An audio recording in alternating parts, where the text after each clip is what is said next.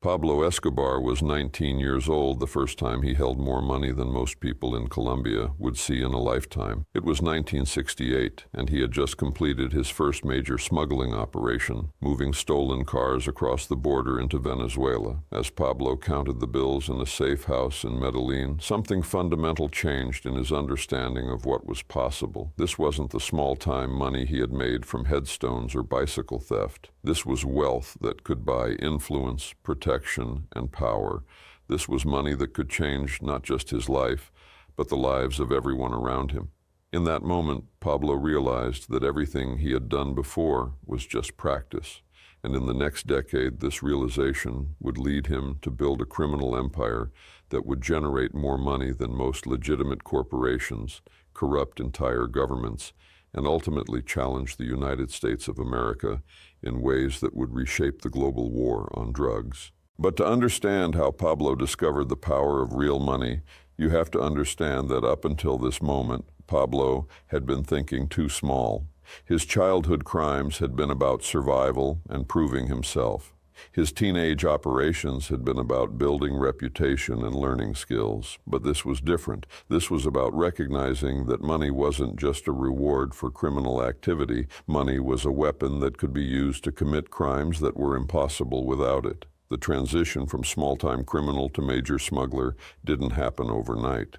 Pablo spent months studying the economics of smuggling, the logistics of moving goods across borders, the psychology of officials who could be corrupted.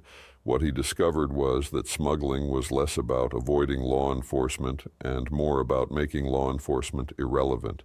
If you had enough money to pay the right people, you didn't need to hide from the authorities. You needed to hire them. But Pablo's approach to learning smuggling was unlike anything his competitors were doing.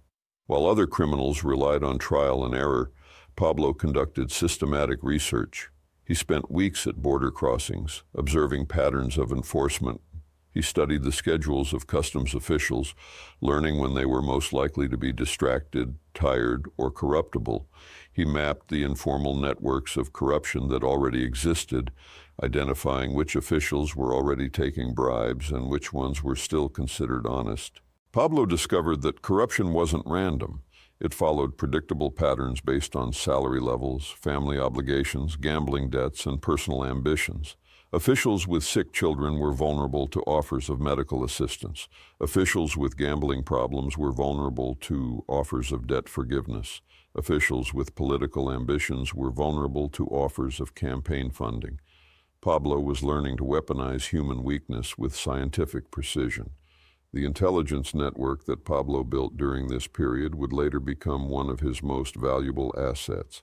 Pablo understood that information was more valuable than money, because information told you how to spend money effectively. Pablo recruited informants throughout the border bureaucracy, creating a system that gave him advance warning of enforcement activities, details about competing smuggling operations, and profiles of officials who might be useful for future corruption. Pablo also recognized that sustainable smuggling operations required redundancy. If one route was compromised, you needed backup routes. If one official was transferred, you needed backup officials. If one method of transport was detected, you needed backup methods. Pablo was building systems that could survive individual failures, law enforcement actions, and even the loss of key personnel. He was thinking like an engineer designing infrastructure that had to function reliably under hostile conditions. Pablo's first major smuggling operation was a masterpiece of planning and execution. Instead of stealing individual cars and hoping to avoid detection, Pablo organized a system where stolen vehicles were systematically transported across the Colombian-Venezuelan border using a network of paid officials, modified trucks, and forged documents. The operation required coordination between car thieves in Colombia, mechanics who specialized in disguising stolen vehicles, truck drivers who understood border procedures, and Venezuelan contacts who could dispose of the vehicles without questions. But the genius of the operation wasn't the logistics. It was Pablo's understanding that everyone in the chain needed to make enough money that betraying him would cost more than protecting him. Pablo paid his Venezuelan contacts not just for their immediate services, but for their long-term loyalty. He paid Colombian officials not just to ignore specific shipments, but to provide information about enforcement activities. He was building a network of people who had a financial stake in his success. The profits were extraordinary. Pablo was making more money in a few months than his father had made in years of legitimate work. But more importantly, Pablo was learning how money changed relationships. Officials who had once been authority figures became employees. Competitors who had once been threats became either partners or problems to be eliminated. Family members who had once offered guidance became dependents who needed his protection. Pablo used his new wealth strategically. He bought his mother a house that was larger and more impressive than anything the family had ever owned. He bought cars for his crew that announced their success to the entire neighborhood. He bought clothes, jewelry, and weapons that projected an image of power and prosperity. But Pablo wasn't spending money for the pleasure of spending money. He was investing in reputation because he understood that reputation was more valuable than the money itself, and he was preparing for something much bigger. The psychological impact of sudden wealth on Pablo cannot be overstated.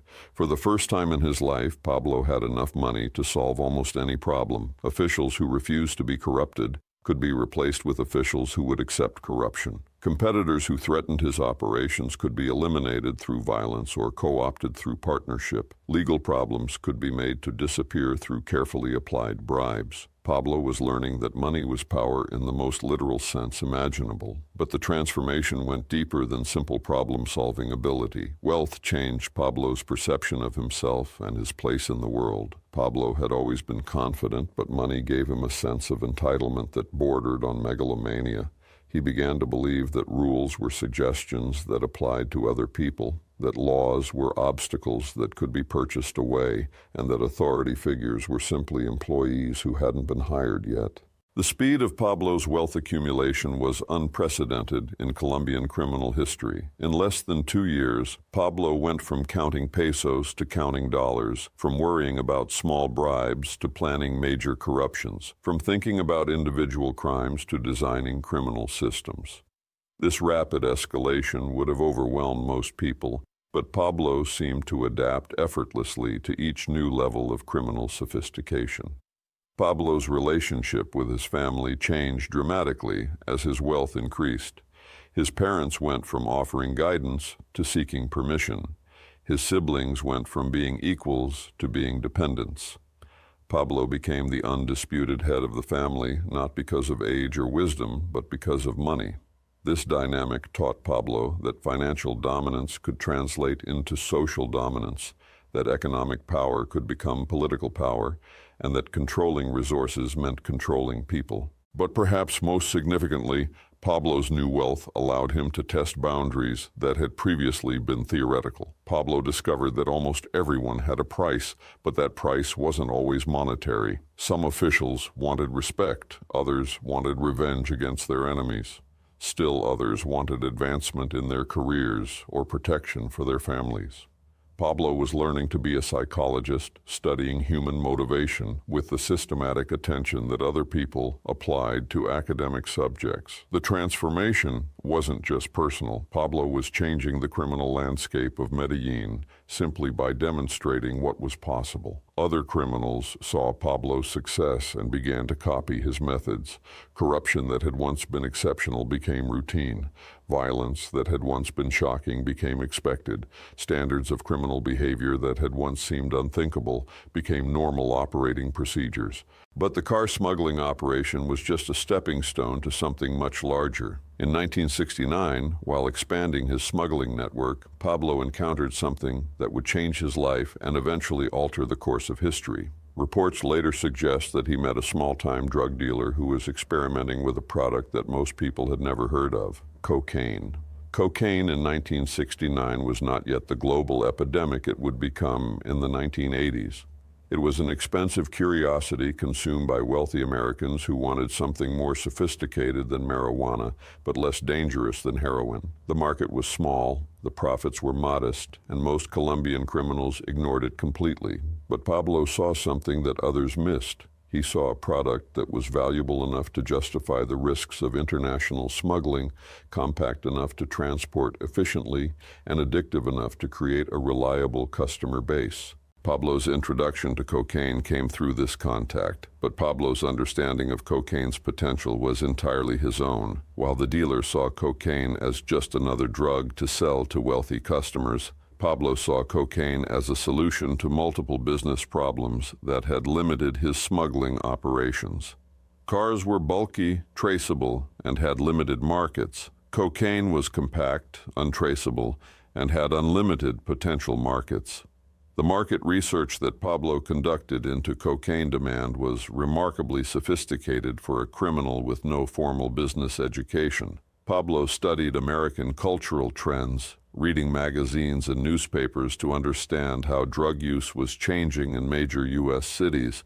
He analyzed price points for different drugs, calculating profit margins and transportation costs. He researched addiction patterns, trying to understand how frequently customers would need to purchase cocaine and how much they would be willing to pay. What Pablo discovered revolutionized his understanding of criminal enterprise. Unlike stolen goods, which created one-time transactions, cocaine created ongoing relationships. Unlike smuggled items, which had limited customer bases, cocaine had potentially unlimited customer bases. Unlike other criminal products, which competed with legitimate alternatives, cocaine created its own market category where normal economic rules didn't apply. Pablo's first cocaine operation was modest by later standards, but revolutionary in its approach. Instead of treating cocaine as a luxury product for wealthy customers, Pablo treated it like an industrial commodity that could be mass-produced, mass-marketed, and mass-distributed. He studied the chemistry of cocaine production, the economics of coca cultivation, and the logistics of international drug trafficking. What he discovered was that cocaine had all the characteristics of the perfect smuggling product. But Pablo's genius wasn't just recognizing cocaine's potential as a product. Pablo recognized cocaine's potential as a business model that could be scaled infinitely. Traditional smuggling operations were limited by the physical characteristics of their products and the geographical constraints of their routes. Cocaine smuggling could be expanded horizontally across multiple routes and vertically through multiple levels of distribution without losing efficiency. The chemistry of cocaine production fascinated Pablo because it represented industrial process that could be optimized, standardized, and scaled. Pablo approached cocaine manufacturing the way legitimate businesses approach any manufacturing challenge, by studying the process, identifying inefficiencies, and developing improvements. Pablo was learning to think like a chemical engineer, but his factory would produce products that were illegal, addictive, and ultimately deadly. Pablo also recognized that cocaine offered unique advantages for money laundering that other criminal enterprises couldn't provide. The profit margins were so extraordinary that losing significant percentages to law enforcement, corruption, and operational expenses still left enormous profits. This meant that Pablo could afford to be wasteful with money in ways that other criminals couldn't, giving him unprecedented flexibility in bribing officials, eliminating competitors, and building infrastructure. The early cocaine operations also taught Pablo crucial lessons about managing international business relationships. Pablo had to coordinate activities across multiple countries with different legal systems, different currencies, and different cultures. He had to build trust with partners he couldn't monitor directly, ensure quality control for products that were manufactured in remote locations, and maintain security for operations that spanned thousands of miles. This was no longer just crime, this was international business. Pablo's approach to international cocaine trafficking was unlike anything that American law enforcement had encountered before. Most drug trafficking operations were organized around family relationships or ethnic connections that limited their scope and effectiveness.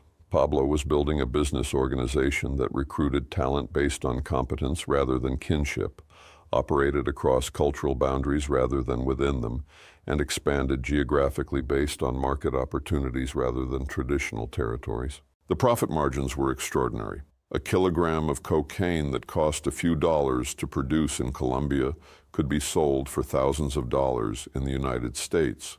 The product was durable, compact, and valuable enough that losing occasional shipments to law enforcement was simply a cost of doing business.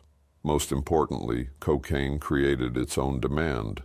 Unlike stolen cars, which customers bought once, cocaine created customers who would buy repeatedly, reliably, desperately.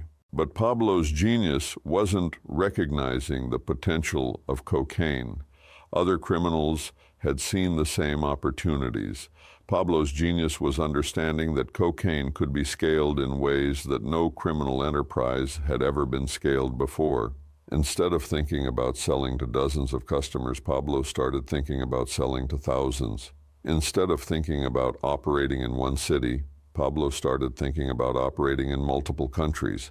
Instead of thinking like a criminal, Pablo started thinking like the CEO of a multinational corporation. The early cocaine operations revealed Pablo's sophisticated understanding of business principles that most legitimate entrepreneurs never master. Pablo understood vertical integration, controlling every aspect of production from coca cultivation to street sales. He understood horizontal integration, eliminating competitors through violence or absorption rather than competition. He understood market segmentation, developing different products for different customer bases, and he understood economies of scale, recognizing that the more cocaine he moved, the more efficient his operations became. By 1970, Pablo was no longer just a smuggler. He was becoming a businessman who happened to operate outside the law. The difference was crucial. Criminals think about individual crimes and immediate profits. Businessmen think about markets, systems, and long-term strategy. Pablo was applying business methodology to criminal activity in ways that would eventually create an organization more powerful than most governments. The money from cocaine operations was different from the money Pablo had made from car smuggling. Car smuggling had made Pablo wealthy compared to his neighbors. Cocaine smuggling was making Pablo wealthy compared to anyone. By age 21, Pablo had more liquid cash than most banks in Colombia. But he wasn't just accumulating money for its own sake. He was using money as raw material to build something unprecedented. Pablo began acquiring assets that would later become the foundation of his empire. He bought farms that could be used for coca cultivation. He bought airstrips that could be used for cocaine transportation. He bought businesses that could be used for money laundering. He bought officials who could provide protection and information. But most importantly, he bought loyalty from people who would eventually form the core of the Medellin cartel. The network that Pablo was building in the early 1970s was unlike anything that Colombian law enforcement had encountered before. Traditional criminal organizations were hierarchical, with clear leadership structures and defined territories. Pablo's organization was fluid, adaptive, and distributed across multiple locations and multiple functions. It was more like a corporation than a gang, with specialized departments, defined roles, and systematic procedures. But Pablo was also learning that money alone wasn't enough to guarantee success in the criminal world. Money could buy cooperation, but it couldn't buy loyalty. Money could buy silence, but it couldn't buy trust. Money could buy protection, but it couldn't buy invulnerability. Pablo needed something else to cement his position as the dominant force in Colombian drug trafficking. He needed fear, and he was about to learn how to weaponize it. The first time Pablo ordered a killing for business reasons rather than personal reasons marked a crucial evolution in his methodology. Up until this point, Pablo's violence had been reactive, responsive to specific threats or betrayals. But in 1971, Pablo ordered the assassination of a competitor not because that competitor had done anything to Pablo personally, but because the competitor's existence interfered with Pablo's business objectives. This was violence as corporate strategy, killing as market manipulation. The target was a small-time cocaine dealer who had been cutting into Pablo's territory in Medellin. The man wasn't particularly dangerous, wasn't particularly smart, and wasn't particularly threatening. But he was visible, and his success was encouraging other competitors to think they could challenge Pablo's dominance. Pablo calculated that eliminating this competitor would send a message that would prevent future challenges while demonstrating Pablo's willingness to use extreme measures to protect his business interests. The assassination was planned and executed with the same attention to detail that Pablo applied to his smuggling operations.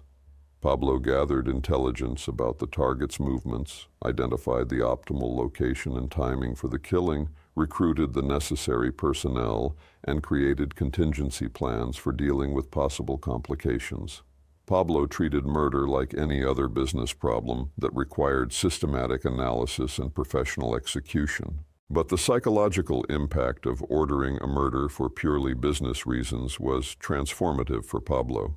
Up until this point, Pablo had been able to rationalize his violence as self-defense or justified revenge. This murder was different. It was calculated, premeditated, and entirely optional. Pablo could have solved his business problem through competition, negotiation, or geographic expansion. He chose murder because it was more efficient and more definitive than any alternative. The success of this strategic assassination convinced Pablo that violence was not just a tool for solving problems, but a method for preventing problems from developing.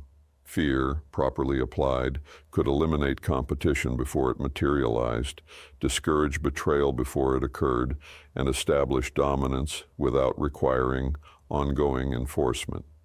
Pablo was learning that strategic violence was more effective than reactive violence. The psychological transformation that accompanied Pablo's introduction to serious money cannot be overstated. Pablo had always been confident, but wealth gave him a sense of invulnerability that bordered on delusion. Pablo had always been ambitious, but money gave him goals that were literally unlimited. Pablo had always been ruthless, but wealth gave him the resources to apply ruthlessness on a scale that previous generations of criminals had never imagined. American law enforcement agencies in the early 1970s were completely unprepared for what Pablo Escobar was becoming. Their understanding of international drug trafficking was still based on small-scale operations run by individual criminals or small family groups. The idea that someone could build a drug trafficking organization with the resources and sophistication of a major corporation was simply not part of their operational framework. Pablo was developing capabilities that would eventually prove superior to those of most government agencies. His network of informants provided real-time information about law enforcement activities across multiple countries. Pablo knew more about American drug enforcement than most American officials, and he used this information to stay ahead of investigations that were targeting operations he had already abandoned. But that was just one advantage among many. By 1972, Pablo Escobar had transformed from a teenage car thief into one of the most successful drug traffickers in South America. But this was still just the beginning. The money Pablo had made from his early cocaine operations was enormous by Colombian standards, but modest compared to what he would eventually achieve. Pablo was learning that cocaine wasn't just a way to make money. Cocaine was a way to accumulate power on a scale that could challenge governments. The psychological profile that emerges from this period of Pablo's life reveals someone who had moved beyond conventional criminal motivation. Pablo wasn't committing crimes because he was desperate or angry or addicted.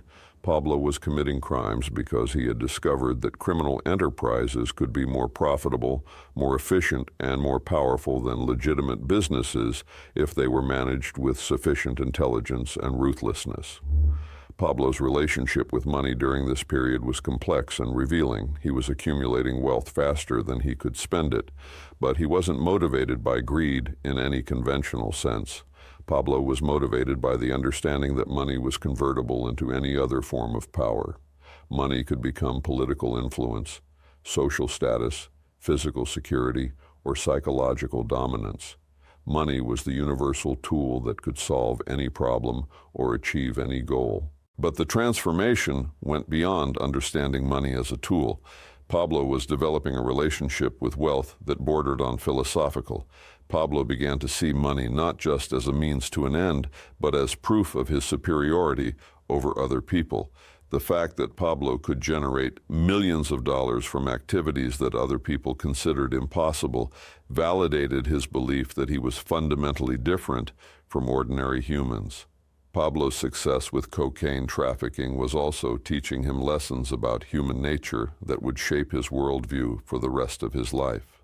Pablo observed that people would compromise almost any principle for sufficient money, abandon almost any loyalty for sufficient fear, and accept almost any justification for sufficient benefit. These observations convinced Pablo that morality was a luxury that only poor people could afford, and that ethics were constraints that only weak people accepted. The network that Pablo was building in the early 1970s was becoming something unprecedented in criminal history. Traditional criminal organizations were built around family relationships, ethnic connections, or geographical proximities that limited their scope and effectiveness. Pablo was creating an organization based on competence, efficiency, and mutual profit that could expand indefinitely across any boundaries. But perhaps most importantly, Pablo was learning that the drug trade offered something that no legitimate business could offer: the possibility of unlimited growth without regulatory constraint. Legitimate businesses had to comply with laws, regulations, and social expectations that limited their options and constrained their profits. Criminal enterprises had no such limitations. If you were willing to use violence and corruption systematically, there were no boundaries to what you could achieve. Pablo's early success with cocaine trafficking convinced him that he had discovered not just a profitable business, but a sustainable competitive advantage over legitimate society. Criminals who were willing to break every rule would always be more efficient than businesses that had to follow the law. Corrupt officials would always be more cooperative than honest officials. Addicted customers would always be more reliable than voluntary customers.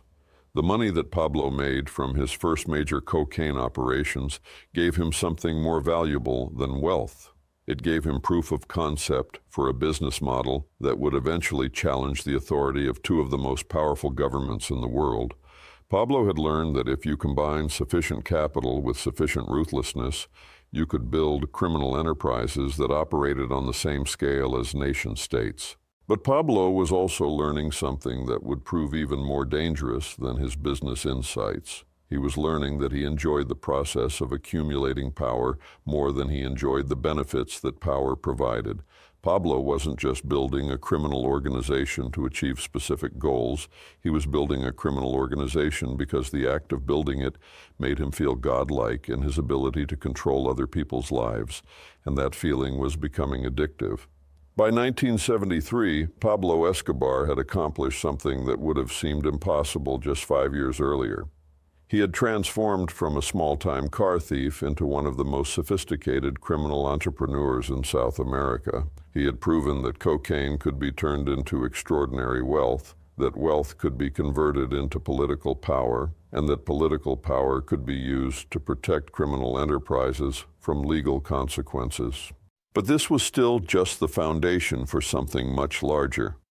Pablo was about to discover that his individual success could be scaled into organizational dominance. The techniques he had mastered for managing small crews could be applied to managing armies. The corruption methods he had developed for controlling local officials could be extended to controlling entire governments. The violence strategies he had refined for eliminating individual competitors could be deployed for eliminating institutional opposition. And in our next episode, we'll see how Pablo used these lessons to begin building what would become the Medellin cartel, the most powerful criminal organization in history. We'll explore how Pablo transformed from a successful drug dealer into the leader of a criminal empire that would eventually employ thousands of people, control vast territories, and generate billions of dollars in revenue. We'll witness the moment when Pablo stopped thinking like a criminal and started thinking like a head of state who happened to be at war with two of the most powerful governments in the world. Subscribe now, because what happens next will show you how unlimited money and unlimited ambition can create a threat that even superpowers struggle to contain.